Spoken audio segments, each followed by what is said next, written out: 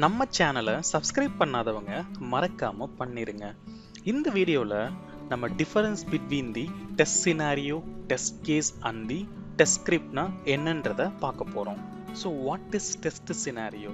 So test scenario எப்பயுமே நம்மளுக்கு ஒரு ஒன் லைனில் நம்ம வந்து மென்ஷன் பண்ணுவோம். அந்த ஒன் லைன் நம்மளுக்கு high level functionality of the particular user ஸ்டோரியை நம்மளுக்கு ரெப்ரசன்ட் பண்ணும்.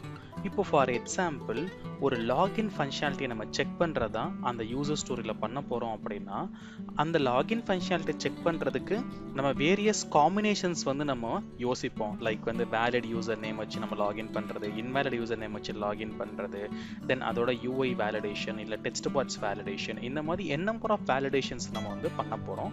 பட் ஹை லெவலாக நம்ம என்ன பண்ணுறோம் அப்படின்னா அந்த அப்ளிகேஷனோட லாகின் பேஜை நம்ம டெஸ்ட் பண்ணுறோம். ஸோ அப்போ அந்த ஹை லெவல் ஃபங்க்ஷனாலிட்டியை தான் நம்ம எப்பயுமே டெஸ்ட் சினாரியோ அப்படின்றத நம்ம வந்து சொல்லுவோம். ஸோ இந்த டெஸ்ட் சினாரியோ நம்ம எழுதுறதுக்கு நம்மளுக்கு அந்த அப்ளிகேஷனோட ப்ரியார் நாலேஜ் நம்மளுக்கு இருக்கணும். எல்ஸ் அந்த கொடுத்துருக்க ரெக்குவயர்மெண்ட்டை அண்டர்ஸ்டாண்ட் பண்ணி அவங்க என்ன சொல்ல வராங்க அப்படின்றத புரிஞ்சுக்கிட்டு நம்ம ஒன் லைன் ஸ்டேட்மெண்ட்ல நம்ம எழுதுறது தான் அந்த test scenario. Next test cases.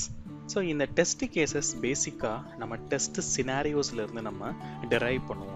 So நம்ம எழுதியிருக்க அந்த ஒன் லைன்ல இருந்து நம்ம மல்டிபிள் காம்பினேஷன்ஸ் வந்து நம்ம டெவலப் பண்ணுவோம். ஸோ நான் ஆல்ரெடி சொன்ன மாதிரி ஒரு லாகின் ஃபங்க்ஷனாலிட்டியை வந்து நம்ம செக் பண்ண போகிறோம் அப்படின்னா, லைக் நம்ம various combinations like invalid user name and invalid password, valid user name and valid password. So அப்போ இந்த காம்பினேஷன்ஸ் எல்லாமே தான் நம்ம டெஸ்ட் கேசஸ் நம்ம சொல்லுவோம். பட் இந்த டெஸ்ட் கேசஸ் எழுதும் போது அதை நம்ம எப்படி எக்ஸிக்யூட் பண்ண போகிறோம் அப்படின்ற டெஸ்ட் ஸ்டெப்பும் நம்ம வந்து மென்ஷன் பண்ணுவோம். அது கூட நம்மளுக்கு எக்ஸ்பெக்டட் ரிசல்ட் என்ன வரணும் அப்படின்றதையும் நம்ம கிளியராக வந்து எழுதியிருப்போம். ஸோ நம்ம டெஸ்ட் கேஸ் எழுதும் போது எப்பயுமே வந்து கிறிஸ்டல் கிளியராக எழுதணும். ஏன் அப்படின்னா நம்ம டீமில் யார் வேணாச்சும் அந்த டெஸ்ட் கேஸை யூஸ் பண்ணி எக்ஸிக்யூஷன் வந்து பெர்ஃபார்ம் வந்து பண்ணலாம். ஸோ எழுதுறத நம்ம எப்பயுமே வந்து தெளிவாக எழுதுங்க. So finally I can conclude that the test cases are derived from the test scenario with the respective test steps and with the expected results.